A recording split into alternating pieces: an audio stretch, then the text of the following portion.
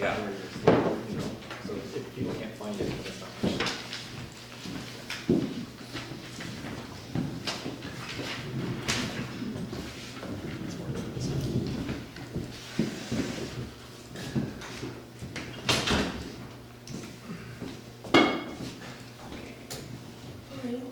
Maureen, I'm your iPad, sorry. Just you right did? behind you. Oh, thank you very much. Daniel needed the power cord as well. Oh, okay, great. It's in the consent agenda, so.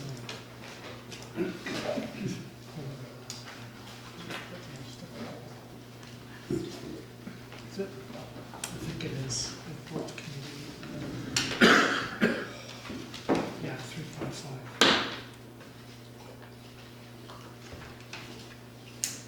Is that right? Well, no, it's a deal. It says right there. Yeah, it has. Do I have time to go find the whole thing? Which I can. Oh, are you all ready to go? I'm ready to go. Fantastic. Daniel, do you know, is Emma coming? Emma is here, she's upstairs. Okay, we're gonna move the items around so that Chris Okay. comes first. Sure. Okay, we'll call the meeting to order. It's a regular council meeting. Now, there was a remark in here that Mayor Andrew was going to recognition of the Bowen Island Municipalities 20th anniversary. We're not there yet. We're doing Okay, it so on it'll be December that 9th, right? December the 8th or 9th, and we'll have our next get together here. So I know that's disappointing for everybody, but You got a big speech, wait eh? for it, yeah. Get rid of the wait. Oh, absolutely. Okay. Toby's in charge. Approval of the agenda, there is, So there's One just late, like isn't it? one late item, it's Yeah. just a bylaw, Daniel missed it, I missed it, it's a joint effort. Schedule A to bylaw number, 6.2. 4 Uh, and 7. yes, 497, just Schedule A wasn't attached in the, with the staff report in the bylaw. Which one, sorry? Agenda 497, item 6.2. send it at 6.2. All right, thank you very much. That's a Okay. good item. Yeah. And anybody like to, You're on move it. thanks David, to move as amended, second, Sue Ellen, all in favor? Thank you. Move on. Public comments. There are none. There are none. Awesome. So the consent agenda, does anybody have anything they want to look a little bit deeper into the consent agenda? Maybe 3.5. 3.5, okay.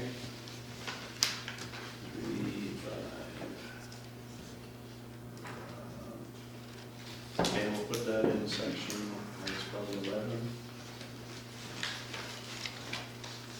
There it is, section 11. Anybody else? All right, somebody want to move that as amended? Thank you, Dr. Michael, and David Rowe, second, all in favor? Thank you, unanimous.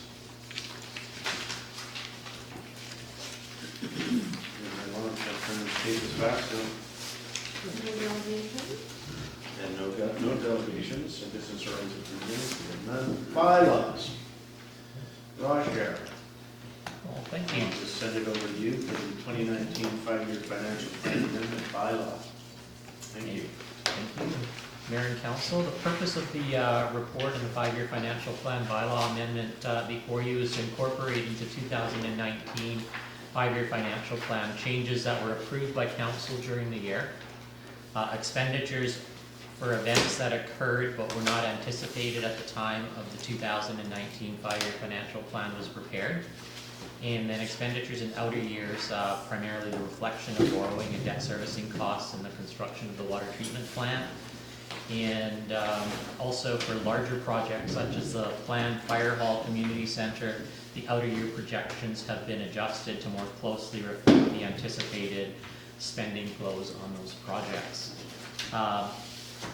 Note the adjustments reflected in the financial amendment plan include budget provisions for strategic initiatives that were approved after the financial plan was adopted, additional budget provisions approved for capital projects such as the Cardina Road widening, repairs in Blue Water, and the Snug Cove sewer uplift.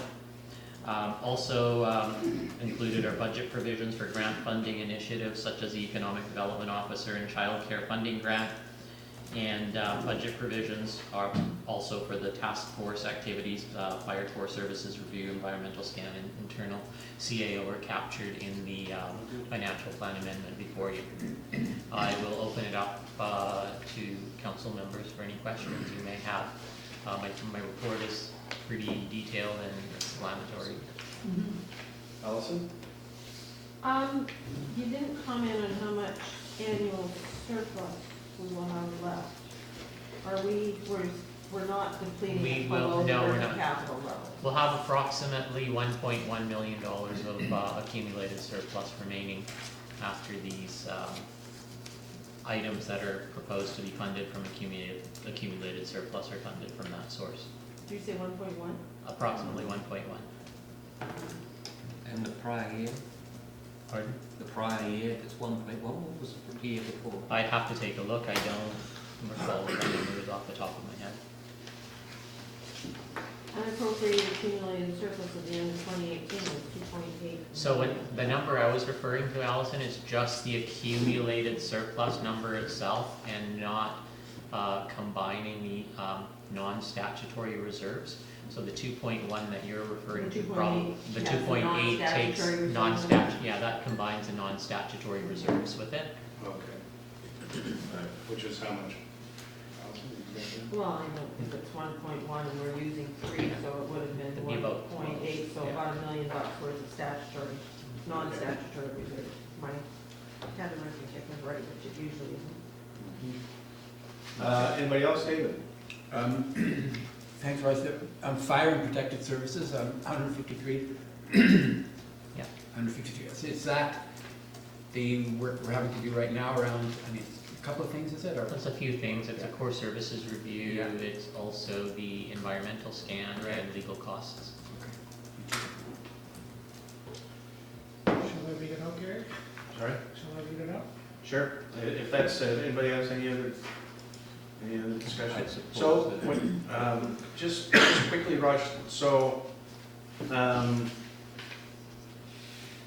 so you're talking about the environmental scan and that sort of thing going on at the fire hall. Do you have numbers, any kind of numbers on that yet? Yeah. Yeah. Yeah, they're that includes, of course, services review as well. generally that is a consolidated number of Okay. of a number of initiatives that we're Yeah. undergoing at the current time. I haven't provided a breakdown of the individual items before.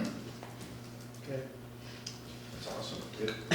Okay, somebody who's gonna read this? I'll move the Go ahead. recommendation that bylaw number 492, 2019, cited Bowen Island Municipality 2019, 5-year financial plan, bylaw number 483, 2019, amended bylaw number 492, 2019, be read a first, second, and third time. I'll move that.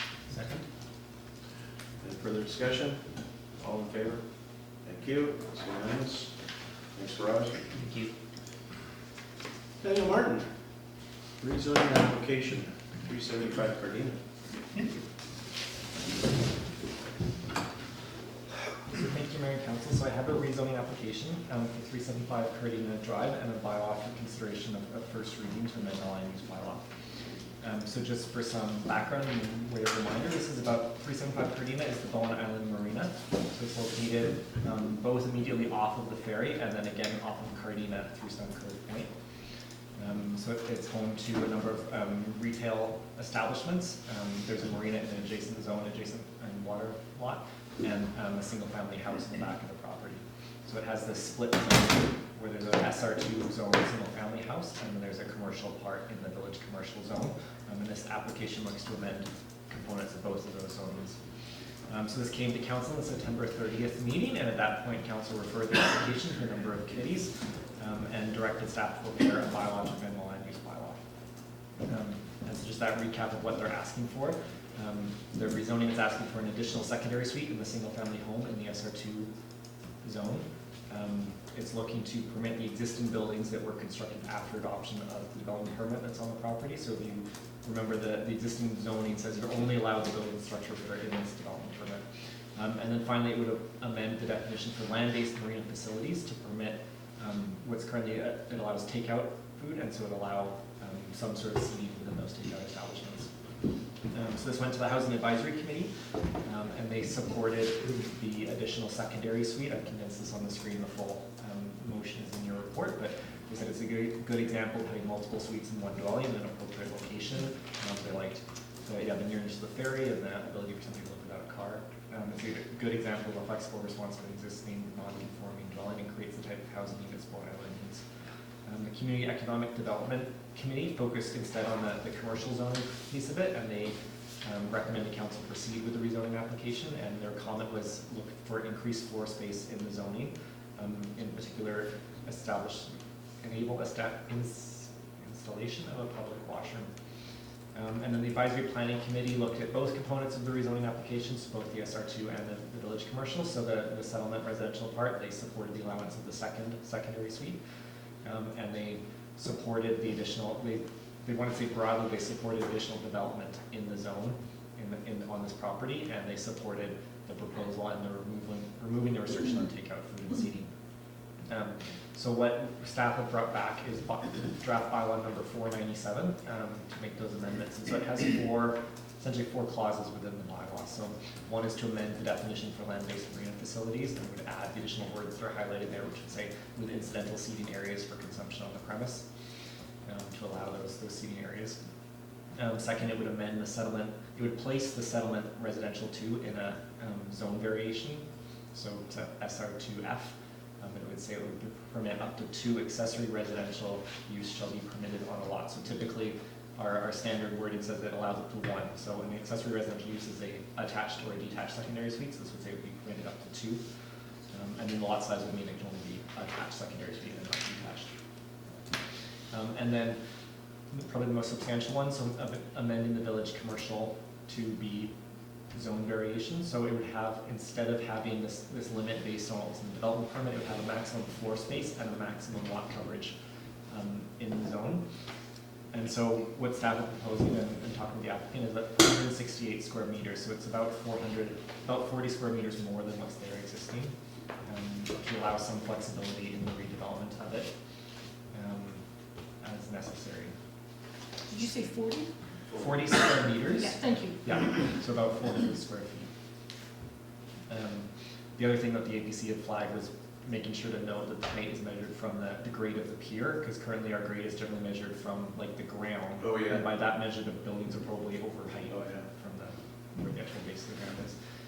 And this does not show up very well, but this is the missing map. So this would say to place the SR2 place in this zone variation, the SR2F. The other staff comments with the report are we recommend that second reading be conditional on, as well as the referrals that are recommended, a public information meeting, so for the applicant to hold. And I note in the report, looking for the applicant to send notice to adjacent neighbors as well. And a code compliance report on the existing non-compliant retail building. So we had flagged through the referral initial process review that the building inspector had concerns about what would be necessary to bring that building into code compliance. And so we would look for the applicant to do a report to outline what work would be necessary, so that council has that knowledge going into a second reading and potential public hearing of what would it actually entail to bring that building up to code. So the recommendation is in the report, and so it's that you give first reading to the bylaw, to refer it to the same committees who saw it before and the Islands Trust, and then to place those conditions on that I mentioned. Awesome. Thanks, Daniel. Any questions, discussion? Does this bring the buildings on the pier into sort of reasonable compliance? Well, so it would be, the zoning would be needed, development permit amendment to capture the changes, and then building permit, and then business license. So there's a number of steps, but this would be the first step, essentially. This is the rezoning. This is the rezoning step, yeah. And Yes, the there's building inspector has to look at the fire regulations, right? Mhm. Well, there's something about a permit. So it's fire separation is the building inspector's concern with the building, so that's why we're looking for this code compliance report. Though essentially we would require that as part of a building permit Oh, okay. application to Yeah. say, and so we're saying do it now in advance so that people know going in what's required. Thank you. And that's largely the issue of the little building that was built to connect the Exactly. other two buildings. The other two buildings were okay, but they, okay. So that understands that one. Now, the definition of land-based marina facilities would apply to all marinas, I guess, right? I think only this zone allows land-based marina facilities. Okay, because I don't have that column Yeah, from the, you're just changing the definition, but Yeah. there's two, each marina has its own zone, right? Yeah. And the pier, and the Stunco Wharf, Yeah. BC Ferries and our wharf is its own zone too, correct? Yeah, correct. Those three ponds, okay. yeah. So that land base is only going to apply to this zone, okay. And the other was, in doing all of this, did you look at the registered covenant that's registered in favor of the neighbors, but is there anything there that, When it initially came in, I reviewed all the covenants on the file. I can't recall right now specifically, but because there's one that the neighborhood association Yeah. keeps referring to over the years with different things, and this property's been one of them. yeah, So I don't know whether, I can't remember, I didn't dig it out. yeah, I can't recall. So, I'm wondering about parking.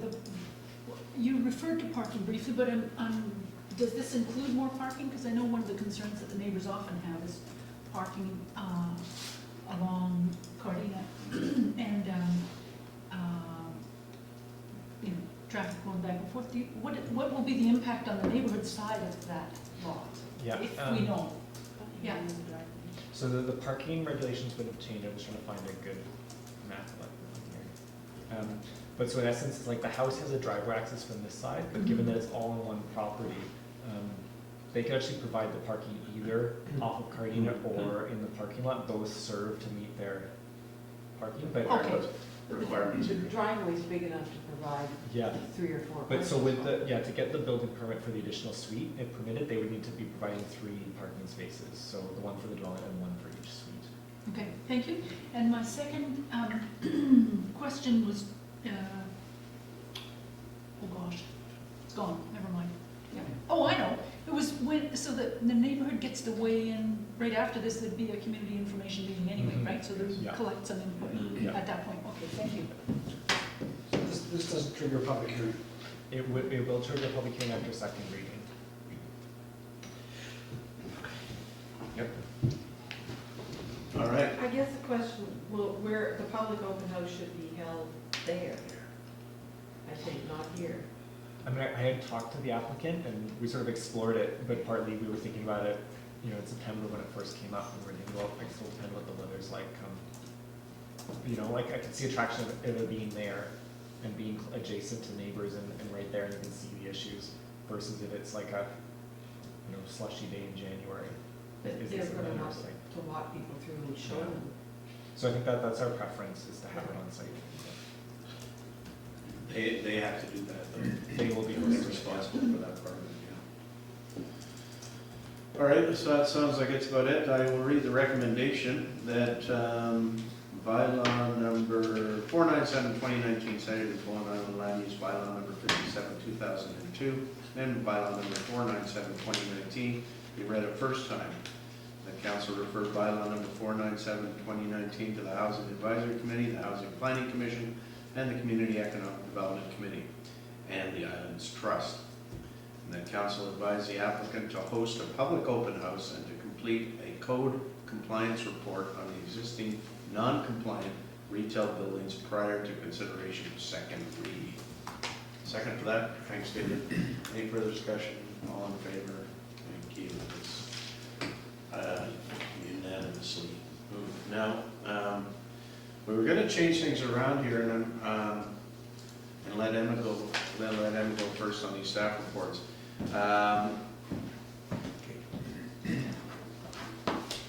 Yeah, I'm concerned we're about 20 minutes early and Whether people are going to show up.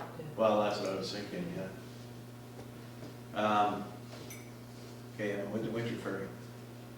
When's your ferry? 7:25. Oh, yeah, Would you like me? do you mind if we just, Daniel, do you want to go ahead on that? Because I don't think that's a, Sure. I came to another note. Well, it could be. Should I just stay here? Am I after then? Just stay right where you are.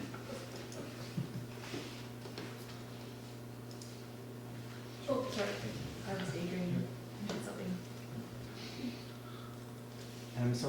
another rezoning application, and it's actually an application for a land use bylaw and OCP amendment on 1050 Miller Road. And this is a report for introduction, so you haven't seen this before. So 1050 Miller Road is immediately past the Four Corners, is sort of roughly in here, and if you follow up the road, ambulance station here, and Sunco Housing Village by the Cove development is at the end of this stretch of houses here. So this property is this lot 4 in here. So in our existing zoning, it's SR2, so that's our standard sort of residential zone, allows a single house and a secondary suite. But in our OCP, it's identified as village residential, it's over here. And so that has a number of policies within our OCP about future development in the village residential zone. So in particular, this policy 160 says we'll consider applications for townhouses in the village residential designation, provided the following criteria are satisfied. So the scale and character of the development can blend into the surrounding natural environment, the site can be adequately serviced, and impacts on adjacent properties pertaining to traffic, privacy, screening, and views can be adequately managed. So that in adopting OCP, that was our roadmap for people looking in this designation, looking for townhouses to say, these are the things that we're going to look to. The OCP goes on and has this policy 163, and that says up to 12.5 units per net developable 0.4 hectares or 1 acre will be considered appropriate for townhouse residential development. But proposals of up to 17.5 units will be considered if density is transferred from a site in Stone Cove from elsewhere on the island, or the proposal involves other than traditional market-based housing, such as, and a list of options, non-market, rental, special needs, cooperative, co-op, price control, etc. So this is our roadmap essentially for considering applications for townhouses or in the village residential designation. So 1050 Miller Road is proposing development of a duplex and a sixplex within their property, so a total of 8 units. And they're proposed to be market rental units. So when in reviewing this application, one thing staff was considering is that there's a total of 10 properties along Miller Road that are in that village residential that are currently zoned SR2 and that are village residential designated in the OCP. And so looking at the view that any rezoning for one of these properties can be seen as sort of a trigger or What's the white one that isn't? the white one in there is the ambulance. Yeah. Station is institutional, and the bottom 3 zones are designated as village commercial in the OCP. So, yeah, and one of the houses that are down there as well is seen as not village residential, but is village commercial future in the OCP. I'll just go back to that now. Okay. So these bottom 3 are in this village commercial, and this one in here is institutional. And which one is 1050? 1050 is number 4, so it's actually this one that's the plan number on it. Okay, thank you. Yeah. But so what staff in reviewing are recommending going forward is that it's premature to go forward on the basis of one of these lots at a number that's higher than the OCP number, that instead we want to do a review of that whole stretch of properties to determine, I'll go through that. So we did just a quick analysis, and actually this cuts off at the bottom of the table, but this is in the report saying, okay, all these different lots are slightly different sizes, and how does that look if we're looking at development at 12.5 units per acre, essentially 17.5 units per acre. I did a quick analysis looking at, okay, what's Village by the Cove, so looking at both the supportive housing and the market housing components, just net of the actual land base, and what would that look like on this site, and then what's the rezoning proposal there. Daniel, how many units is the supportive housing under the? 24. The support of the Sunco House Yeah, development. okay, so you said it's 12.5 units per acre that they've got. So they never, even including the supportive housing, go over the, well, except for one slightly over the 12.5. So this would be on each of these lots. So on 1050 Miller, right, that they're proposing at equivalent density to Village by the Cove, it would be like saying almost 12 units on the lot, whereas at the OCP levels, it would be 4 or 3, depending on its market or that second category of density transfer or non-market. The numbers are just cut off here on my slide, but I'll tell you, like, for example, the market units would see 29 units, the non-market is 40.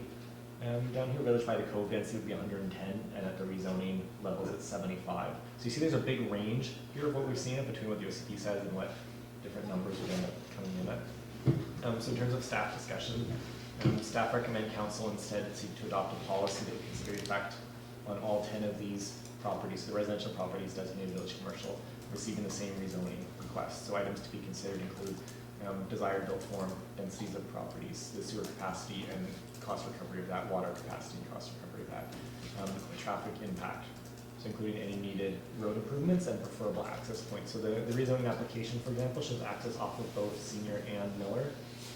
Generally, our preference has always been one driveway access onto the lesser road, so it would be access onto Senior Road. We want some analysis then of saying, okay, what can Senior Road handle with the cumulative impact of that.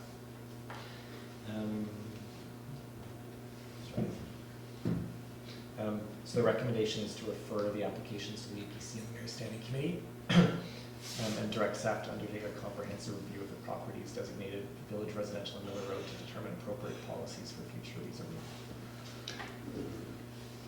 Yeah, thank you, Daniel, is that it?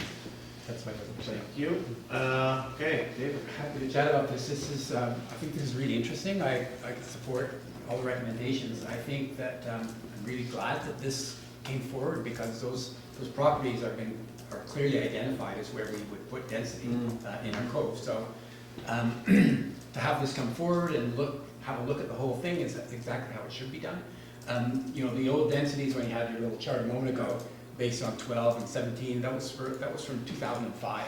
Lots of things have changed since then. We have a huge need for affordable rental housing, and so that's what we need to look for in this area. And so happy to have you do that analysis. I'd also like to see if you could think about how to consolidate, provide incentives so some of the properties could be consolidated, so you have an integrated proposal rather than each one getting done piece by piece and somewhat differently and having different traffic problems and all that sort of stuff. But consolidation would allow a more comprehensive approach to the whole thing. Maureen? You're looking at 10 of the properties. Are you also including in your scope at all the ambulance station and the one property that has a home on it that's commercial? In the report, I had just flagged those ones that all have a similar zoning and OCP designation. I would imagine that in some of the pieces that it would capture those other ones. So it would capture, what does village commercial mean on those bottom three, and what's the sewer capacity of those pieces? So sort of the technical pieces, I would imagine would capture that. But it wouldn't be trying to identify, okay, what's the ideal building form of these properties. Okay, thank you. I'm in support of this partly because I like the comprehensive approach to those 10 properties. As the chair of that steering committee for the OCP that completed in 2011, one of the next steps contemplated then was to adjust the land use bylaw to match the OCP, especially in the Cove area. So this fulfills that part of that anyway, and to go along with the rest of the Snug Cove residential plan that's happening in that area. So I really support this. I think I like that you're referencing the maximum density of 17.5 there from, or whatever that was, from the official community plan. And because that's the course that the community set with all that community input over that time and the expert planners of that time that we had in to help with that. I'm interested in the parking and the traffic thing. As somebody who walks along Seniors Lane quite a bit, and who hears different ideas for one-way traffic and things like this, I'm wondering if we would consider referring this also to the Transportation Advisory Committee, because with potentially the public buildings and the everything that's proposed for Lot 3, and maybe the fire hall, those kinds of things with fire trucks, if that comes to be, then I think it needs a careful look. And maybe to the Environment and Climate Action Committee too, but I think maybe the Integrated Transportation Plan would take care of that in terms of the climate aspects. Like I'm wondering if those houses need parking at all. hearing what we heard earlier about downtown Vancouver and how people don't own cars in downtown Vancouver, and some of the other decisions we've made about housing recently. Anyway, so those are, I would just suggest referring to those two committees as well. Yeah, David? Sorry, one more thing I should have added, there's a potential of a huge upzoning here, so Yes. we need to capture that value in some way, like looking at the sewer capacity and so on, in terms of what the charges would be, and anything like this would happen in Vancouver, say, there would be an amenity contribution of some sort based on the Absolutely. the upzoning value.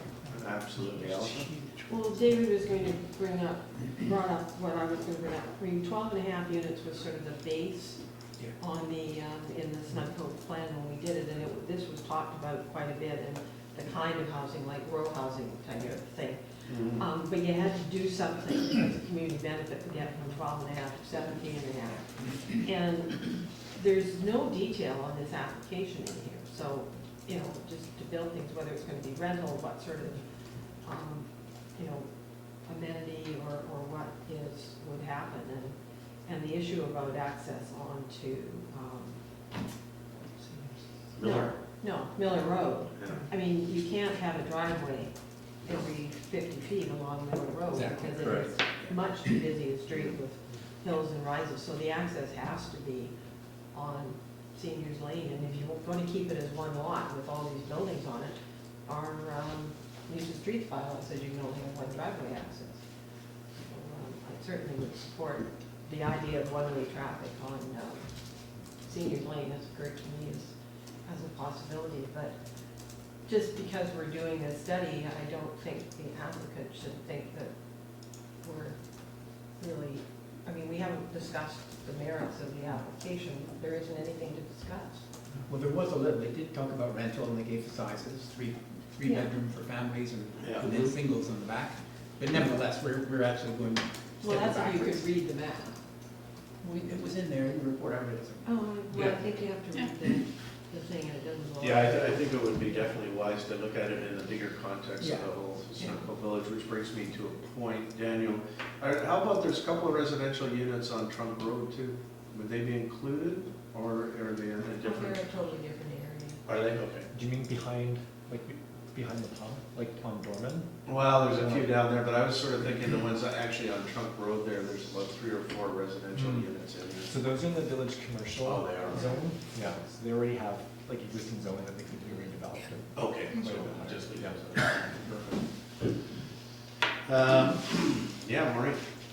We had some preliminary discussion about this at the mayor's standing committee on Friday, and one of the points that we sort of left with was that it would be important to make sure that the residents of those 10 properties were aware of what was being considered, and that this did not come as a surprise to them. And the planning indicated that that would happen. Definitely, Well, on that point, when would it happen? I think it has to happen as soon as we pass this resolution. They need to know. Well, the only resolution we're passing here is just sending it out to. Well, it directs us to take a comprehensive review of the properties designated. So I think those property owners need to know their properties are being looked at. Yeah, I think Allison's right. I would agree, and I think maybe it's appropriate for a council in a resolution to say something to the effect of the council direct staff to Advise them. contact the property owners or, Yeah, for initial consultation or. probably should have brought it on a closed meeting. But I don't, do you Direct think- staff do you think to that's- advise the property owners on the review. Yeah. Yeah. Just, Daniel, because you know your capacity, right? Yeah. And like, my only concern with the way that this rolls out is we're not leading it, it's being led by a request, and now we're sort of wanting it. I think we should look at it as a larger area, but is this a good time to be doing this at this point in time of everything that's going on, or not? That's sort of my questions. What's that? Yeah. You're basically saying you got more room on your plate. That's basically what you're saying. Or he's getting a bigger plate. I think it's something that we can handle. I do think, and I think I've noted in the report that some of it would be done, some of the technical work would be done through consultants, and that some of that might be us coming back, having to say we actually need budget for certain items. Where's the budget for the consultant? So I think I see in the report, like the planning department has limited budget, so it's small numbers that I can roll in versus if it's like, larger amounts that would be coming back. But I wanted to come to council initially to say, is there support for doing this, or would you rather say just focus on the one property or not proceed with it at all, or however that is before looking into it. I think just reading the tea leaves, I think there is support for looking at it as a whole. My only question is, do we want to do that now, or is there another time that where we have more capacity, or is it a better time to do it? That's all. I just don't want to be led down this road because of one rezoning request, basically. Well, you'd have to put the rezoning request on hold, I guess. Well, we don't have a lot of information on the rezoning request. No, I know, we're not gonna do it tonight. No, it's woefully inadequate unless Daniel's got a lot of information Well, we're in not, her, we're not in saying his, the next so 2 or 3 months. how serious is the applicant with this? So you don't have a problem with this resolution at this point? Okay, thanks. Yes. I'm prepared to make a Yes. motion. That council refer applications RZ04 2019 and OC203 2019 to the Advisory Planning Commission and the Mayor's Planning Committee and Transportation Advisory Committee and Environment and Climate Action Committee for review and recommendations to council, and that council direct staff to undertake a comprehensive review of the properties designated village residential on Miller Road to determine appropriate policies for future rezoning, and that council direct staff to advise the property owners of the review. Second. Okay, sounds good. Second over to David. Further discussion? Well, I guess I'm thinking on the referrals, where's the Housing Advisory Committee? Or the Community Economic Development Committee, because it gives potential affordable housing and all that kind of stuff. I think housing. Sure. Housing Advisory Committee? Yeah, Okay, that's a friendly amendment. sure. Yeah, totally. And the community economic development No, this is residential, this is talking about. does impact the code for your okay, so with that friendly amendment, any further discussion? All in favor? Thank you, that's unanimous. Okay, Emma. Good start.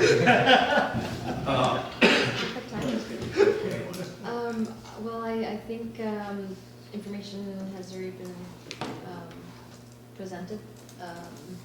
So just bringing forward the recommendation that council adopt the short-term rental policy. I'm going to read that. Still, yeah. Gary, is that? Yeah? Yep, okay. So I'd like to move that council adopt a short-term rental policy and that council direct staff to prepare bylaws to amend the land use bylaw, business license bylaw, and the bylaw notice enforcement bylaw as necessary to enact a short-term rental policy, and that council direct staff to begin a process of implementing the municipal and regional district tax, MRDT. So I'll move that. Okay, thank you. Second? Sue Ellen? I'd like to have it severed into 3, please. 3, okay, yeah. Linda.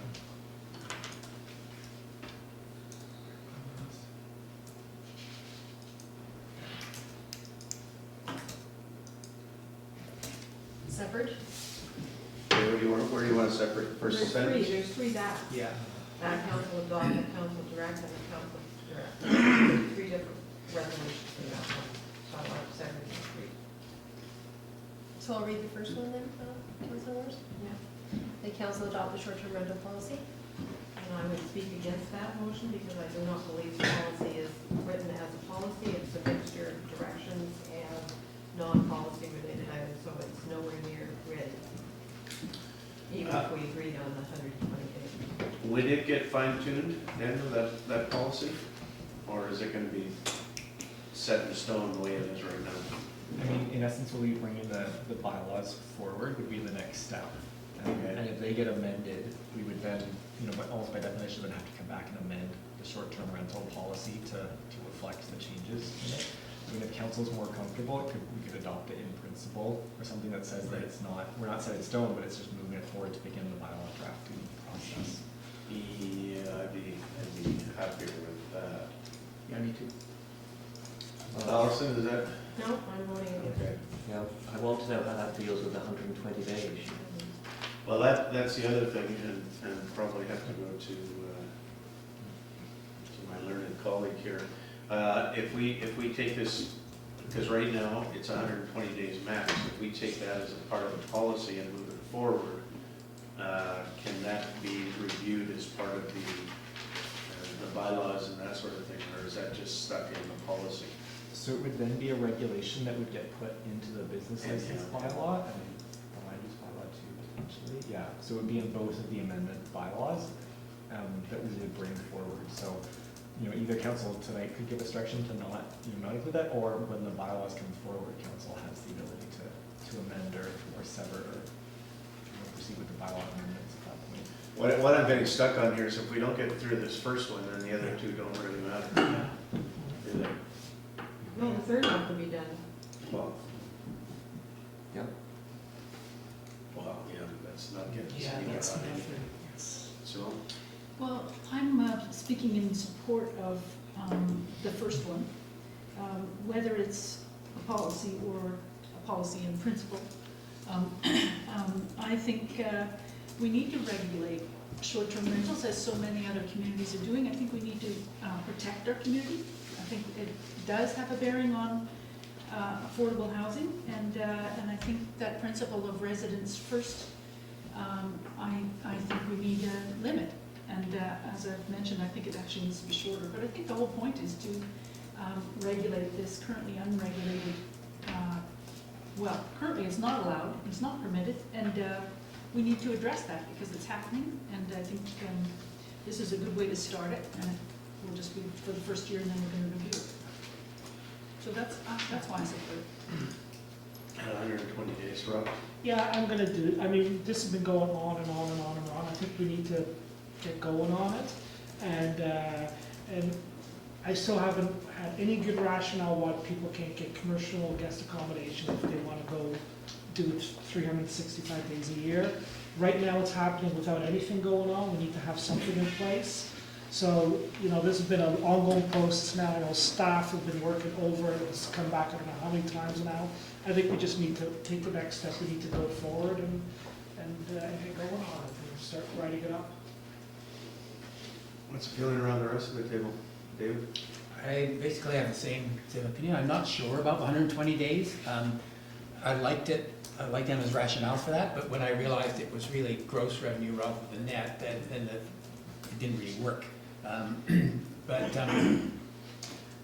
I kind of agree with, I guess what you were saying earlier, Gary. Like the examples of people who, you know, their home is mostly empty, but they'll be there from time to time because they bought it and they're going to live in it eventually, or whatever it might be. Then they could get a temporary use permit, as you suggested, and that seems that's a way to get around that specific situation. So, you know, I'm not convinced that the 120 is right in either direction, to be honest. But I agree with these two that we need to move forward. We need to get going on this. We can. Marie? I'd like to move forward. Yeah. Great. Well, I too would like to move forward, but can we not take this 120 days out for review in a year's time? I mean, it's going to be a sticking point. It's going to dog this from beginning to end, and it'll be a boat anchor until it drops through the boat, and the boat goes down with it, and it will. Because in my opinion, can we just not set the 120 days aside? Because we want to move on. There's a lot of good stuff here, so let's not throw the baby out with the bathwater, please. Can we move on and set the 120 aside for the time being? I just have concerns about moving from 0 to 365, which is what would happen if there was no restriction. We're not saying we're just setting up, we're setting the restriction time aside. Then we wouldn't be able to do steps 2 and 3 Why not? with no regulation. What's the point of having a regulation? No, we don't. You've got all the policies in place, so we get the years and everything. But- Oh, yeah. And what's the point of having commercial guest accommodations then? What's that just negates the whole thing if we As do. I suggested, you make commercial guest accommodation legal everywhere. Well, that's what we would in essence be doing. Yes. All residential properties now are gonna be commercial With guest requirements, and accommodations. if they mess up, then It's, they get their license pulled and they can no longer do it. No, the sticking point is on this 120 days. I think everybody else, everything else in the policy is very acceptable to everybody. So I don't know how we're gonna get by this. It's gonna be a 1-year term. Maybe we could reduce that to 6 months. I don't know, and just say, 1 year. Emma? So the 120 days, that's based on the feedback we've received, and as staff has mentioned, we've gotten a wide range of feedback. Policy is just a guide, the bylaw amendments. The amendments are going to be the regulations, and council will have a chance to review those through the bylaw amendment process along with the public. Okay, thank you for that. I have a motion on the floor, right? Yeah. That council adopt the short-term rental policy in principle, and I think David, Rob put that on the floor, and I seconded it. Okay. And so, Yeah. can we? Well, we're having a discussion on it, Yeah. and it's, It's I'll still throw not one more enforced. thought about the 120. I think, as Emma just said, in discussing it with all the groups, it was kind of the mid-range of where folks were. And the big concern in the community, I mean, there was a concern about local impacts. I think we're dealing with those, and that's good. But the other is what this does in terms of long-term rentals. And so the 120 days is specifically there to address that issue. And we have to be able to, that's what the community has told us, we have to be able to demonstrate to the community that we're concerned about long-term rentals. And I think this does that. I think we have the opportunity to look at it in a year and say, okay, there was this problem, there's that problem, or maybe it worked great, whatever, but we could do that. I think this is the best way to start. It's what the community has suggested to us, and I think we should go along with that. and if we do restrict it to 120 days, there is the opportunity to ask for a temporary use permit and open it up. Yeah. And I don't know how many people are gonna be in that category. That's something we're gonna have to get to as we go through the machinations of this thing. So, Well, the temporary use permits are going to have to be discussed on a one-by-one basis, right? yes, it will. Or somewhere in the region of however many, or people who even bother, or people who just throw up their hands and say, oh, we're just carrying on. Well, if they want it bad enough. Yeah, I know. Maybe we would waive the cost in the initial couple of years. I just think it's fraud, and I would love to, I like so much sorry, what I Emma's didn't done. catch that. What did I you think say? it's fraud. I think it's difficult. I think it's asking for people,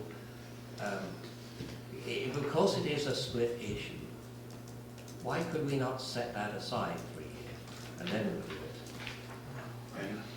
Okay. I'll just say that the way sort of regulations work in existing non-conforming use in the Local Government Act, if we permit something with no restrictions and then claw the use back, people who would have it initially would be grandfathered essentially to existing non-conforming uses. As long as they continued it, they would be permitted, as opposed to we'll open it up but have a 120-day restriction. And go the other way. Council could then relax it further. Yeah. Well, It's that's easier to do than trying to claw back Yeah. restriction. that's absolutely correct. Okay, well, we got it, okay, Mark's. Well, I'm not, I mean, I'm agreeing with regulating, but this policy is not a policy. It's not written as a policy. You don't put examples of SDRs include bed and breakfast and residential guest accommodations in your policy, in your definition. A definition is a dwelling unit or a portion of one that is rented for a period of less than 30 days, period. I mean, and then there's things in here that, you don't, and the bylaw enforcement, does it match with our bylaw enforcement bylaw? I mean, I'd be quite happy to pass a policy if I saw what it was gonna look like after the land use regulations had a separate document that said, amend the land use bylaw to do the following. But the way this is worded, I can't. If we suggest that in principle, No, because there's a whole bunch of stuff in here that shouldn't be in a policy. It's nothing to do with principle, it's just, there's stuff in here that shouldn't be in a policy.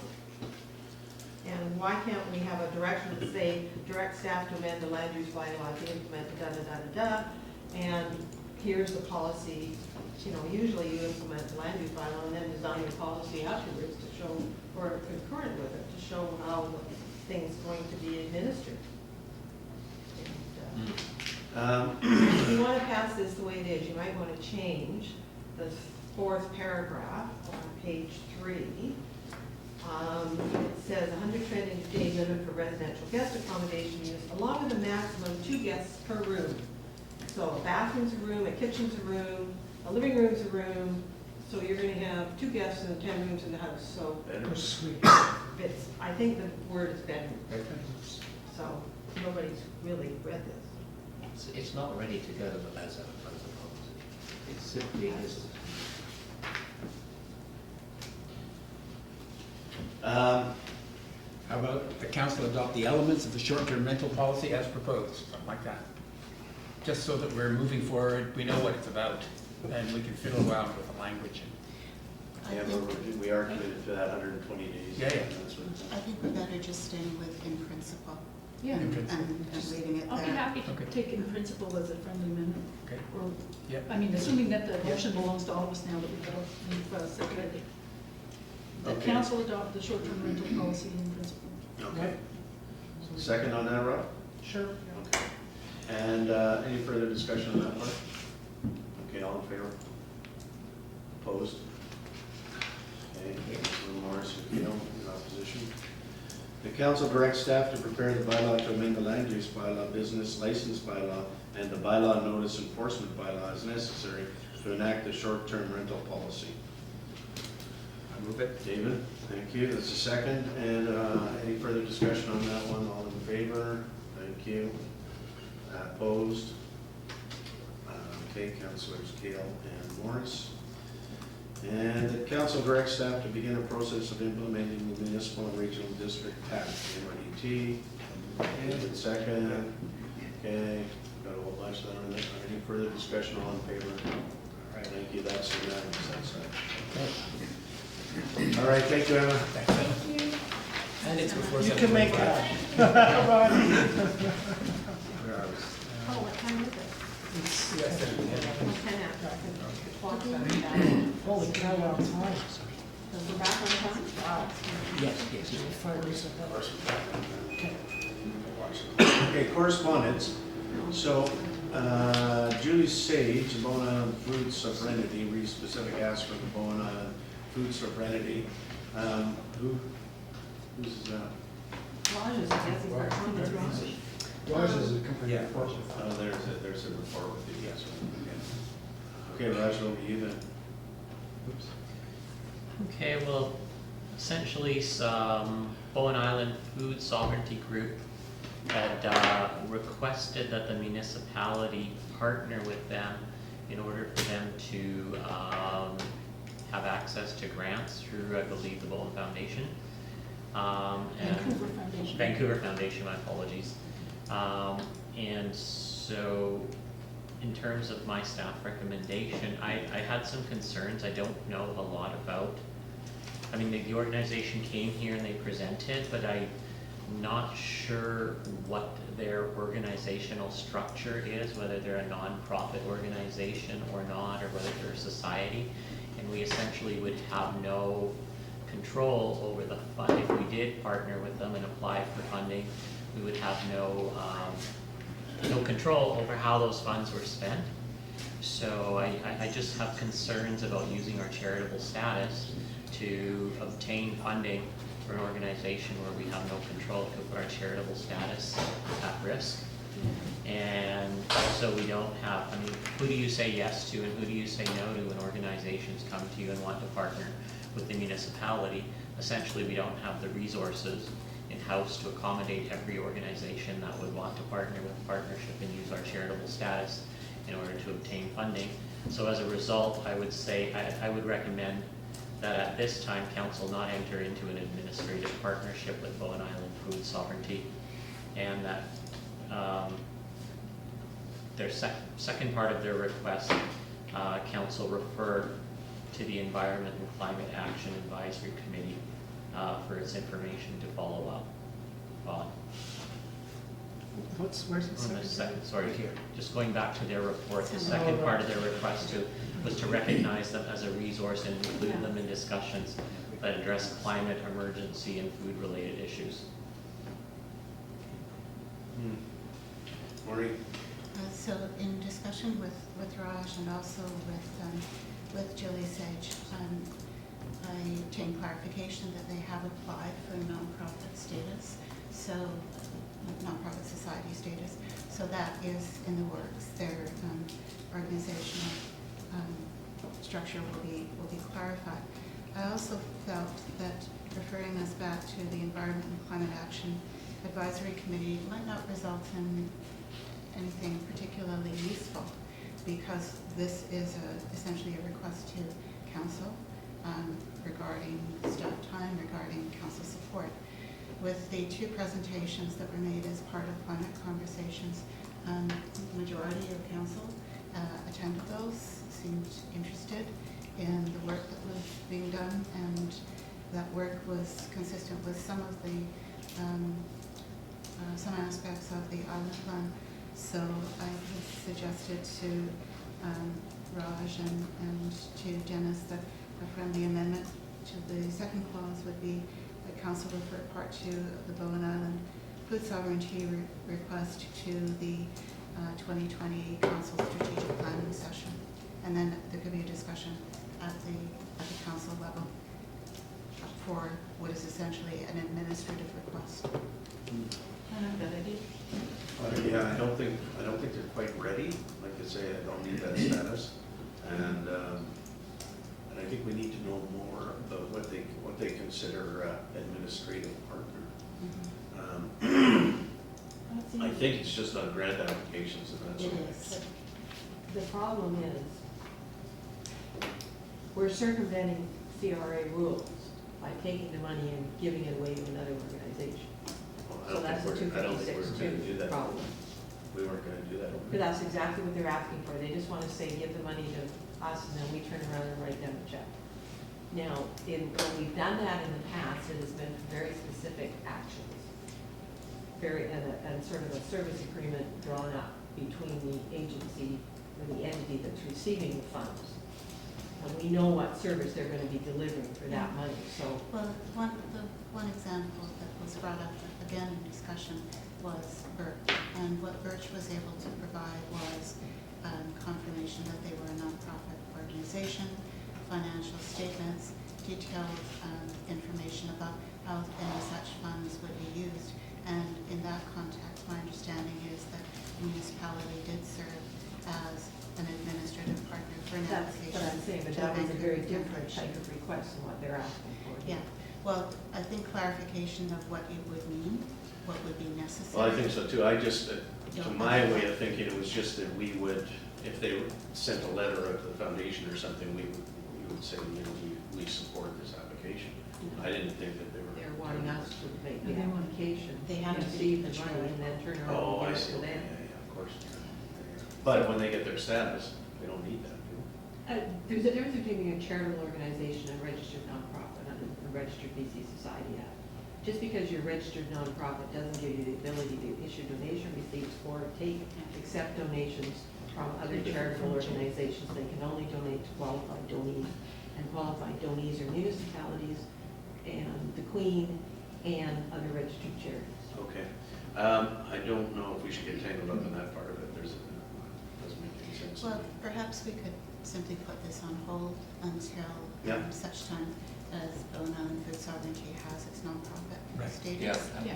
And give more then specific. see what is able Yeah. to be discussed at that point. Yeah.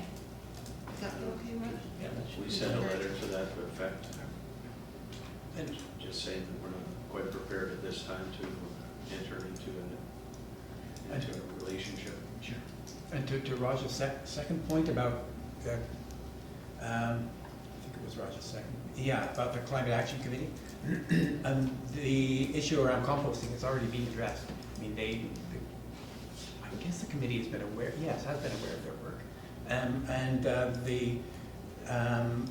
when the work that's underway on composting right now is to make sure that in fact, we've hired someone who is an expert at making sure that the soil will be used. That's all using the process.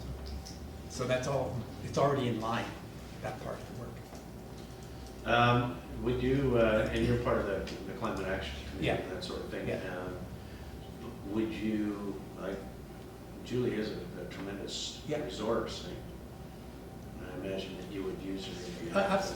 I guess, yeah, I'm quite happy to say that the Climate Action Committee would be very happy to use some resources whenever it came up. That one particular issue has already been dealt with, but other ones have come up about regenerative agriculture and so on. In fact, it's in the climate change plan without a lot of detail, so it needs more work. Well, I think there's probably still quite a bit more work to be done on composting, though. We have yet to see We haven't got a report. coming back. And That's right. there may be an opportunity there for this group to provide feedback on that report. Can we just say that the mayor will draft a letter back to the stage and the organization and just tell them that we're not quite ready at this time to partner So with in them. Roger's comments, he had a draft staff recommendation that read that council not enter into an administrative partnership with Bowen Food Sovereignty at this time. Yes. So we would notify them of that. Yeah.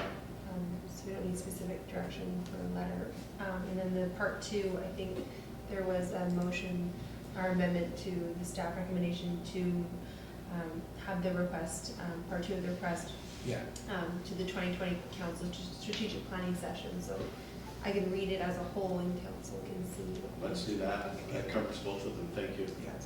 That council not enter into an administrative partnership with Bowen Island Food Sovereignty at this time, and that council refer part two of Bowen Island Food Sovereignty's request to the 2020 council strategic planning session. Perfect. I'll move that. Second. Okay, Michael, thank you. And any further discussion? All in favor? That is unanimous. Thank you. Okay. And, okay. Reports of committees, commissions. David Hockey. Okay, let's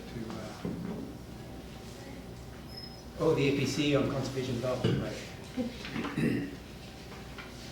So this was in our island plan. This was number B2 or something like that, or B1, and my name was beside that. So the process was I took that to the Advisory Planning Commission because they were mentioned in the process. So the APC developed a subcommittee, and the leader of the subcommittee is present today. And that subcommittee worked on it for a couple of months, I guess, and then brought it back to the APC on election night on the 21st. And the APC approved it, and so now it's moving to council. And you've probably all, you've had an opportunity to read this report, but what the report tried to do was explain what conservation development is in pretty straightforward term. And in essence, it's really looking at the land when you're doing a rezoning. You're looking at land first, looking at parts of land that are special and protecting that, and clustering your houses together in another area, or in part of that.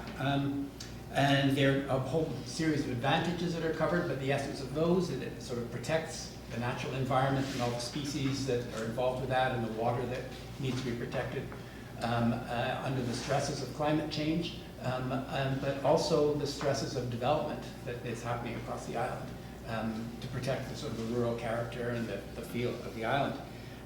Also the reduction in infrastructure costs and the vulnerability of infrastructure, less infrastructure, less snow clearing and all the rest of it. It's a better alignment with Fire Smart by clustering things together so you're not sort of clearing forest in all sections of the forest, and it's better for transportation alternatives. So the committee looked at how it aligned with the OCP, the Metro Vancouver's work, and the Islands Trust work, and it aligns quite nicely. And so then they have on page 12 of that report, I made a note to myself to talk about the intent, and then I thought it was nice and clear in point 12, on page 12. Yeah, the intent is, there's sort of A to F, 6 little sections of the intent of the policy, and it's really to guide staff and council in their work with developers, but also to guide developers as they plan their work. And then the other ones that were sort of talked about already, preserving the natural capital and support the implementation of other municipal plans, transportation, housing, and climate change, and to encourage a collaborative approach with the council, developers, and the neighborhoods. And to generally encourage sustainability. So with that, it just then moves to the policy, which is very straight and simple on page 13. Oh, and I should say we also, Daniel is the staff person who comes to the APC, so we actually sat down and met with Daniel to review with Daniel how this could all work as part of that subcommittee's work. So the policy is, you can read it all. I don't think I want to read it to you. You can see it all on page 13. And I'm so happy to answer any questions. Okay, so I think you've done a lot of work, and thank you for that, but I think you're also jumping the gun by asking us to approve a policy and we maybe should have been walking through the policy, looking at it in a committee of the whole step format rather than and I'm missing a few, and also picking up on page 5 of the policy, the top bullet says how to engage the public to support this strategy. Probably should be called policy. An extremely important element is the engagement of Bowen citizens. The detailed program of public engagement should be the first action if council supports going forward with investigating the establishment of a conservation development, and I assume the word policy is missing. So if we're going to engage the community, we've got to engage them before we adopt the policy, not after. Otherwise, it's just window dressing. So I think adopting the policy is premature at this point. I don't have a motion about adopting the policy. Well, Really that is in the council agenda package, if I read it correctly. It's a recommendation from the APC. Oh, you're right, I'm Yeah, sorry, that's a recommendation from the Yeah, APC, right? yeah, it was there, that was the recommendation Yeah. from the APC. And in looking at the B1 in the strategic plan, there were several things that were asked to research, review relevant background material, and I'm guessing from the report you decided the OCP was the relevant background material. No, there was other just background material, published material that you could just find by doing general research. Okay, but that's not, you haven't listed what background material and relevant material you looked at, which most normally a report asking for this type of thing would do. And then review similar bylaw policies in other communities. The only reference is to North Pender Island. So does that mean there's no other BC communities that are doing this, or we're first off the bat? And I mean, Gibson's comes to mind as, you know, so I wondered what other bylaws or policies of other communities you looked at. Happy with the Metro and Islands Trust. And then step D, which is I think what we should be getting tonight, is the present completed research and recommendations to council. So, which would have included who you'd looked at and other communities. And it really concerns me that the nearest community that you could find for an example is North Carolina. There actually isn't a lot of work in this. This is new. So, but I think the report needs to say that this is sort of, you know, when I'm looking at BC communities, we couldn't find any others that I are don't doing get this. it. Or No, we couldn't find any of On those. BC, the Islands Trust is the main one, and I think there's a couple examples. I know Gibson's has done an awful lot of work on natural capital. Natural capital, but they don't have this as a policy. Conservation development is redescribed. But I'm wondering about their natural capital policies and what they've Oh, done, that might be in protection terms of streams how- and things like that, that's where it is. I didn't have time to dig my little booklet out that they gave us, so. Yeah. So I think adopting the policy without going and having a public, some sort of public information piece first, because otherwise it's just window dressing to say you're engaging the public. Thank you for this. I think this is wonderful. I see it as a step towards many things that have been talked about over the past in terms of protecting what we treasure about Bowen Island and the green oasis aspects that came up as one of the dominant community themes as the top dominant community theme beside affordable housing in the last OCP update public process. So I think there's really good things here. I have a couple of questions. One of them, I think, to speak to, no, I won't do that. I just will say, with regard to the official community plan, and it's interesting that Daniel reviewed it. I don't know how much detail, because there's a line in there on page 4 that says density can be increased depending on, and what's not referenced there is that we already have part of this. Lots of this is already in the OCP in a general form, and we have the OCP has policies around donor lands and density increase eligible lands. It's a density transfer policy designed partly to do this conservation development idea, concentrate density down in the cove. No, that's People can trade it. They can move it over, and this is the schedule. Even has a schedule with it about which are the density donor possible lands and the density eligible receiver lands. And so this is Schedule C2. I think that's quite a bit, that's a different thing altogether. No, it's in the OCP. Well, I know it's in the But it's OCP, but it's a not different, conservation it's a different, development. it's Well- not conservation development. All I mean is it's something that relates to this draft policy, and that, but it wasn't referenced, except to say that density could be increased. But I'm going, well, it would have to be taken into account this policy, which says that you can only increase the density if, because we've already got, it would conflict with some of the, possibly, with some of the official community plan. What was the number of that, please? C2. Schedule C2, donor lands and density increase eligible lands. So it just might relate. But anyway, I just have a couple of other comments here. Lots of things are similar to the OCP, and as some of them that have pointed out, they're also really similar to the Islands Trust Act and the policy statement and the principles in the front of the OCP. So I was going to suggest that we refer it to staff, partly because Bonnie is just back and she is our Parks and Environment person and hasn't had a chance to look at it yet. That's what I understand. And maybe staff would take it, other staff in the municipality would want to look at it.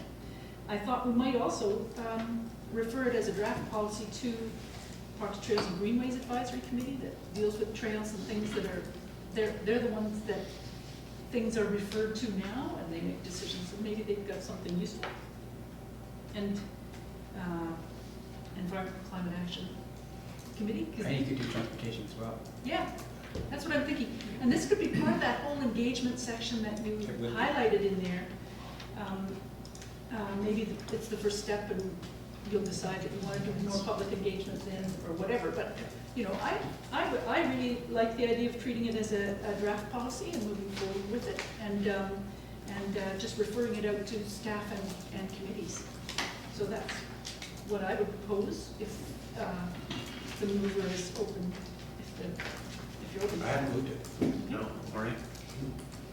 I have a number of the same concerns that Allison has, in that it's not altogether clear how we got to this document, and the questions around what the precedents are, other communities where this has been implemented. There are other communities, and even something like the Conservation Design book by Arendt from the 1980s. That was the basis. Yeah, but I mean, providing a list. These are places where you can go and find out more information. We also had the planning conversation last fall around the election time on conservation development, and there was a significant interest on the part of the public there. So frankly, rather than referring this to staff and committees, I'd much rather have slapped on it discussion paper and take it back to the community, bolstered with some of the research background made explicit, along with just a simple request for the community to provide further feedback. From the comments that are made here, I don't think it's clear to council what the difference is between things like cluster development and conservation development. That notion of there being land that is covenanted and kept in perpetuity within that property, that's not coming through, so that there's a definition piece that involves contrasting other forms of development that needs to be made more clear. Back to Sue Ellen, then. I'm sorry, I forgot to mention my big piece, which is we could also refer it to the Islands Trust or ask the Islands Trust for help with this, because they've got 13 local trust, or 12 local trust areas that have similar kinds of projects happening on them, not just North Pender, but also this is one of the places where, I think you remember March 2019, the Islands Trust came and they presented to us, and there were things that we could ask the Islands Trust to help us with. And so I have, one of the things I thought might be a possibility is this idea of conservation development. Not that they have the regional conservation plan, which lays out where are all those areas of sensitive ecologies and things like that. So that was another referral agency, if that was of interest to the group, that I thought might be useful, because they do all this stuff all the time. Anybody else? I was just going to say, Yeah, sorry, Mike. David, I support Maureen's. If you can just give it some context. I looked at it and I frankly wasn't quite sure where this document came from and its background. So, in the spirit of supporting it, if we could go as directed, I'd be really grateful, and so we can just frankly learn a little bit more about it, because not all of us are informed to the same level, and I think we could be more supportive if we were. Let's step in for a second, Allison. It's fantastic. We're very pro conservation development. I think it's fabulous. It's going to happen. I think this is a good overview of how it's going to work. I got some concerns. What are you going to do with the land that is going to be covenanted? No, that's one of the points we do raise here, actually, to, I think with Marie's point. It does say that one of the issues that needs to be addressed is there's a handful of ways that you could protect it. There's conservation organizations, there's covenants, or you could, it could become part of somebody's park with several different park organizations and so on, from a municipal or whatever. But there's an array of different things, but that's one of the big issues, is how do you protect it, and to make sure that it's not simply common land as part of a development that over time might suddenly, well, let's put another house there or something like that. Well, I think if it's covenanted that you can't build on it, and it's on that property, then it's not going to happen. I have a real issue with taking away 2/3 of somebody's piece of property from them. If they choose to covenant it, then that's fine. Then not use it, which they probably will. I mean, most people would. Yeah. But to actually take it away from them is, that's conservative value. Well, there's another way around that covenant one, and that's third party covenant, so that means it's harder to. Yeah, you can do that. But That's fine too. me, I totally like Maureen's suggestion, and I'm also wondering if we could label this discussion, add a little bit more of the background as to the research that was done, but also refer it out to the Climate Action Committee and the Transportation Committee and the general public all at the same time. I'd like just to speak on for a second. So referring things to the general public is okay, how on earth do you do that? I find that what's happening right now with the climate change work by referring it to the different committees is actually a great way to get discussion, because you've got people who are actually engaged in that sort of issue, that kind of thing. So they want to talk about it, and we've had the climate strategy has gone before 3 groups. They've had really great comments in all 3 of them, quite different: finance, parks and trails, and APC. So all different sorts of comments, but all very interesting and useful. So I think that's the engaged public, the people who have put their names in to be a part of a committee, and I think that's a really good way to get a community discussion. Another question I had here. Has to be involved. Sorry? I still agree with Maureen, the public, and people are engaged when they don't want to sit on a committee, but they might get engaged or provide input or comments if it was, it's put out there, and then Okay. you can't say you're gonna consult with them after the fact, because then you're, Agreed, it's with agreed, them. yeah, So, yeah. putting it out through the island page. I think it obviously sounds like it needs a bit more work. I like the idea of giving it to the committees where there's some people that think this way, can really dive into it. I don't know what staff, again, capacity is, but it would be good to see if this, how this aligns with our other plans that are going on right now, so we're not putting something in there and then, oh, this is over here, now what's this, what's that, so that it fits, if it needs to fit, or if this is gonna just be overlay of all of our plans. So, you know, I like Councillor Fast's idea of taking this to the relevant committees, and if staff has the capacity and that, to give it a bit of a look, maybe even after it's gone to the committee, so you got a bit more of a narrowed down report. And then we have something, and then we can go, hey, let's bring this up to the public or for public consultation before we pass it, so. Yeah, I think you have to keep in the context too. This is for large scale developments, well, fairly large scale developments, that it's really gonna make a difference. And, you know, a lot of this stuff is already entrenched into our building, our building department and that sort of thing. I mean, that's one of the things they do as soon as they look at a piece of property, and the planning department is take out all the ecologically sensitive areas and that sort of thing, or something that, you know, is certainly worth keeping, whether it's a whole bunch of green forest or not, and try to work around that. So we're not going that far. I don't think it's that much of a step. All it's saying is in the planning process, this is the way we're gonna plan things to, you know, keep our green space and keep our natural environment. So would you be okay with that, David, if we? Sure. If you want, it's got a motion, I think. Yeah. That council, oh, you got one? Oh, okay.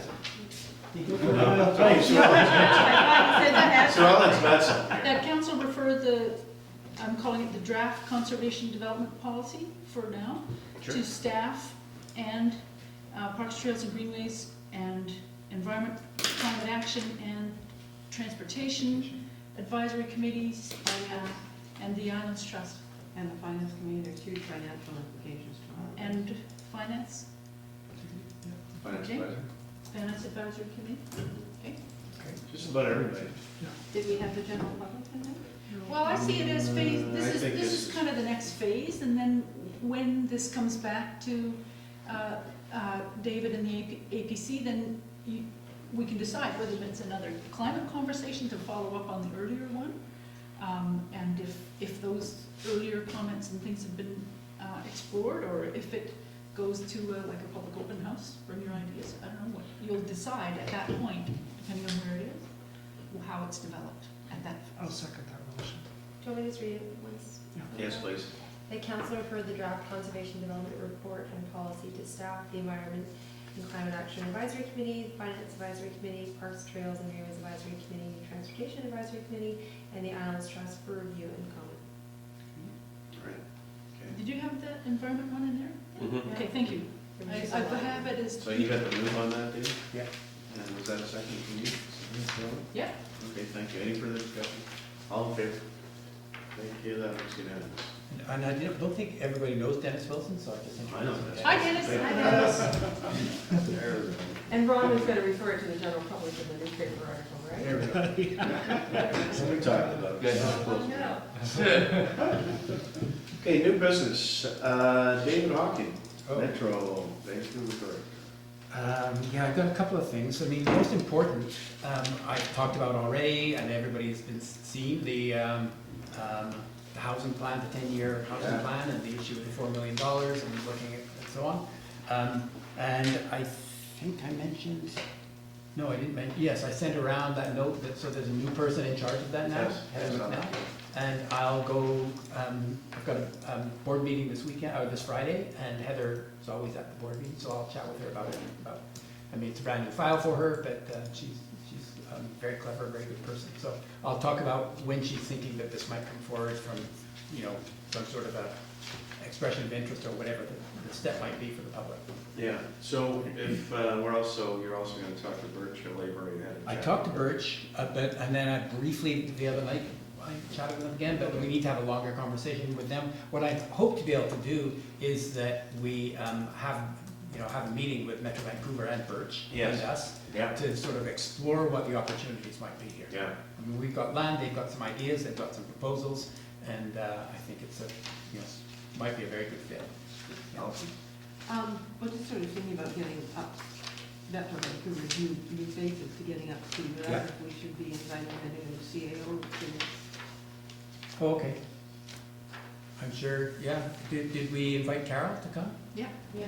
Oh, She came she during did, our she did. first couple of months, Okay, Yeah. all right, Great. I will, along with the then Director of Policy and Planning, so it would be the equivalent of Neil now. Neil, yeah. And Parks maybe. Well, Neil's in charge, Neil Carley is now in charge of Parks. Yeah. Some of you know Neil already. Okay, I'll see if I can grab the CAO this Friday. Yeah. Okay, good idea. I had a couple maybe other Put notes. that in a resolution, Oh, sure. That, Councillor Hockey. council asked Extended invitation. Councillor Hawking to invite the new CAO of Metro Vancouver to meet with Bowen Island Council. And Director of Planning And I think I'd say, and appropriate other senior staff. We Sure, think that's that- good idea. Yeah. Let them fit. Oh, Yeah. yell at him. You're getting Get cold out outside. there. It's gonna be cold. Only a couple more steps.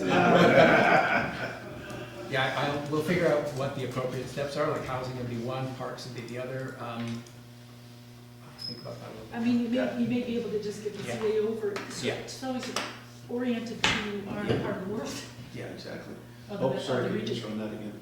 Yeah, the council invite the Metro Vancouver CAO and appropriate senior staff to a meeting with Bowen Island Municipal Council. That'll cover it pretty well. I'll move that. Okay. David? Yeah, second, Second, yeah. thank you. I thought I moved it. Further discussion? Did you move it? Yeah. Oh, I suggest. You know, I could mention it to him, should it be a letter from the mayor? Is that how we did it with Carol, or? That's how we normally do it. Yeah, it should be an invitation formally. I think that would be great to have a formal letter from the Yeah. mayor. I'll mention it. I'll mention it. You can mention it, you can mention it, and then we'll And I'll say a letter will be we'll coming. draft it. That would be good. And invite. And the letter be sent from the mayor. Yeah. Mm. And Sort of. it's what you do. Okay. The other couple of things I mentioned, I think, in a note, the thing about the electric boat, electric bus. Yeah. On Fraser River. I already told everybody about that, didn't I? No? Okay, so what it is. Oh, yeah, you did at the last meeting. Yeah, so the last Climate Action Committee meeting, so there's an idea that went to staff, would go to Transit Consor to explore the idea of an electric foot passenger boat as like a bus service on the Fraser River. Mhm. And so then I followed that up to explain Bowen's situation, Yeah. and that we actually were in the midst, we've got two organizations, BC Ferries and TransLink, that need to service us, and we need better foot passenger service. And so the idea of improved electric foot passenger service for Bowen Island and so that's going to the planning for Metro Vancouver 2050 as well as Climate 2050. So Okay. it's two different Metro Vancouver Yeah. plans. So Awesome. that was a motion. Would that be to downtown or just? It's either way. Could be to Horseshoe Bay, could be to downtown. Has to be to downtown. I It hope. doesn't have to be to downtown. Well, but it's not it could gonna be. get a lot of people because it doesn't get rid of Dave Reese's river. Okay, anything else? There was one other thing, in a month or whatever it was ago, we agreed to the greenhouse gas target of 0 emissions for 2050, which aligns with the Metro Vancouver. So I also brought forward a motion that the BC government adopt the same target, and that went to the Climate Action Committee, and that's going to the board Friday. Good work. Then all the governments would have the same target, which makes life a lot easier. Yeah, for everybody. absolutely. Is the BC government's target less? Yes, it's 40 by 2050, 40% by 2050, yeah. And I mentioned it to, Less is more. You mean Shadow the with- more carbon dioxide? yeah, theirs is the less stringent target right now, and I mentioned this, I know Andrew Reaver quite well from work in the past, and I talked to him about it at UBCM, and he agreed that that would be a good idea. Thank you, David. Is that Okay, it? that's it for me, yeah. Okay, and over to Councillors Fast and Kale. Guidance Trust. Well, I think all I'll say at this point is nothing in the agenda this time, although you got something in the email, and that'll be on next week's agenda about Yes. the solar panels on the roofs of Right. municipal buildings and emergency buildings. But just that, Trust Council is next week. Trustee Kale and I will be going to Victoria's gathering this nice. month, Very and nice. then we'll be reporting back. Super, thank you. Yeah, and we've had the mayor has signed up on a letter to BYLAWS and the trustees, inviting us to continue our dialogue regarding the resolution. Yes. When are you going to be away? Till the end of February? 20th of February, From when? from the 18th of 17th of December. Okay. 17th of December. Yeah, nice. Councillor Nicholson. The Metroplex Metroplex. Committee met on the 13th of November, and there was a good deal of enthusiasm over essentially the approval of the budget request for parks. A very significant part of that will go towards the development of Widgeon Marsh, which is a beautiful big park that I've mentioned previously. They are hoping to fast track it, which in Metro time means that they would open it in 2023. It's a $8 to $9 million base design, and will be a $14 to $17 million build out. Is their current estimate. There was some concern expressed by members of the committee about the proportion of funding that was being allocated to a single project when there were so many other projects that were underway or stalled. The Crippen Park, the Davies Orchard, has been moved out again to 2022. So when we have our Metro CEO and hopefully somebody from Parks over here, it might be an opportunity to stress the significance of that project to our community. My understanding is that on the ground, there's actually quite a bit of work being done with Bowen Heritage in developing a partner agreement between Metro and the nonprofit organization, but it's not thus far translating up into very much discussion at the council, at the committee level.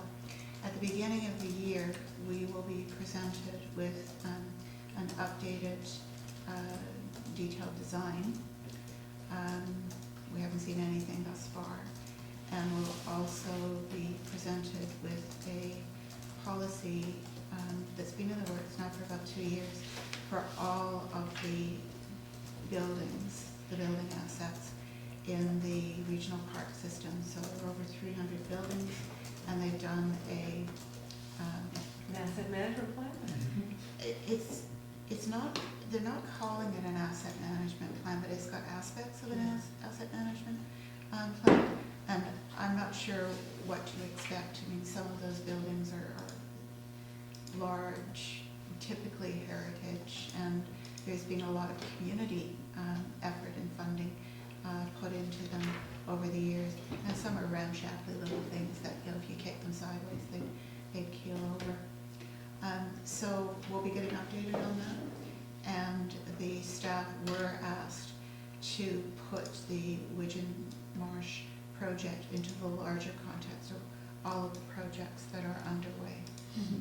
So New Year, probably February, before that starts coming up. So when you say 2022 for the cabins down there, that's a start, or the project will It's start? not clear to, it's No, not but clear to me. it's pushed back to start. It's pushed back, and what I'm referring to is the information that's in the 5-year capital plan. Okay.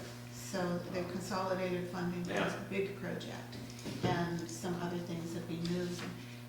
Another one that won't mention which, it doesn't affect Bowen, but it has just appears to have fallen off the map. I got the radar. Anyway. Thanks, Maureen. Yeah, you're welcome. Okay, so I have Allison. nothing to report, because there haven't been any open meetings. I've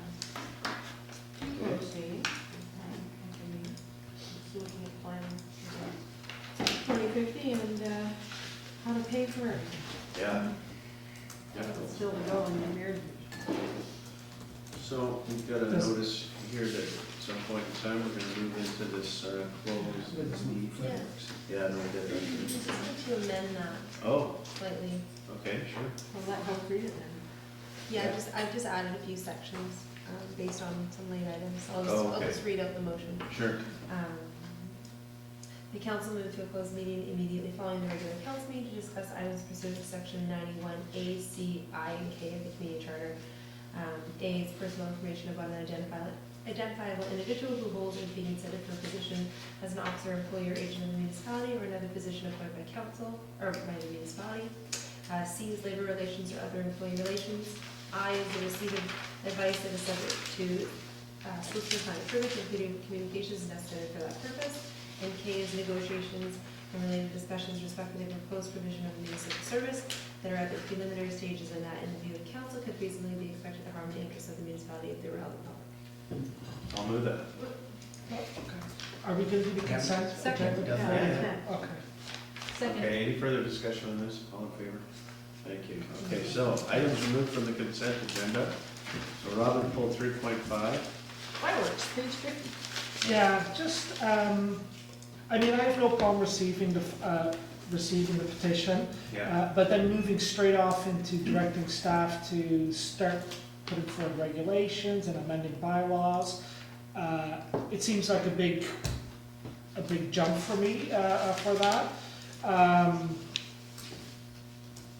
I think we should just receive it. I think we should Receive it just, for information period. yeah, whatever, but I think that we should keep it at that and. On Okay. side, yeah. So maybe just pull the start of that one, that council Yeah. received a petition to ban the fireworks, For dated information. November 1st, 2019 for information. Okay. I'll move that. Okay, second that, David. Thank you. Any further discussion? Question, how many people signed this? 211 is like the very first sentence under background. Okay, thank you.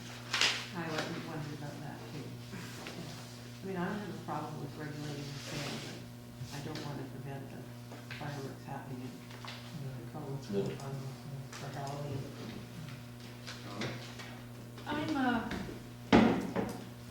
I'm sympathetic with the idea behind this, is that, you know, it can be harmful to pets and to people that have PTSD and different situations, and to wildlife.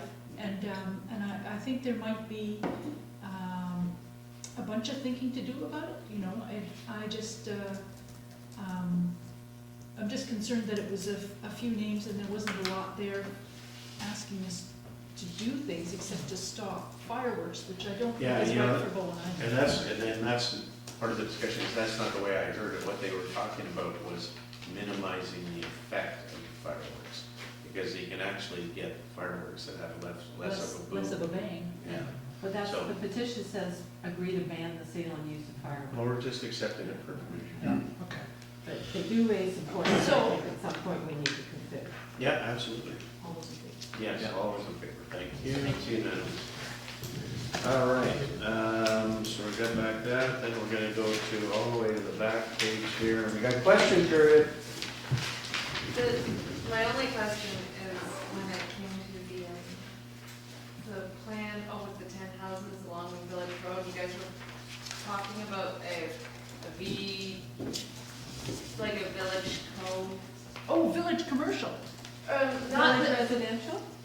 it was like a, Oh, village by the bay. yeah, what's that? Subdivision. Oh, okay. The village by the cove, yeah. Yeah, that's it. Already exists. Yeah, thanks, Ronald. Nice hat. Yeah, that's not. Yeah. I'm ready for that.